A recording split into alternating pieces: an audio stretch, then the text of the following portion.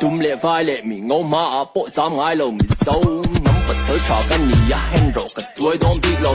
vì tật tật này gây lầu này lề lầu ngay lề lầu ngày này lầu bấy xì bô ya mình tây thầy lầu lề mấy thì thầu mà xem ơi rappers being rappers so excuse the bravado expect some haymakers when I raise a mic like custom model from the east so we dawn I'm in an anomaly gonna come up like the morning sun run them off when I up in the jump I'll be trying to be the number one I'm hungry like a Muslim or Ramadan I eat this beat up full of army words for the bread for the cheese for the parmesan and it is fall flat like button on I go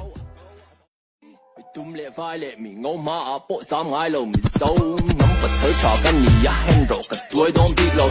vì tật tật này gây lầu này lề lầu ngay lề lầu ngày này lầu bấy xì bô ya mình tây thầy lầu lề mấy thì thầu mà xem ơi rappers being rappers so excuse the bravado expect some haymakers when I raise a mic like custom model from the east so we dawn I'm in an anomaly gonna come up like the morning sun run them off when I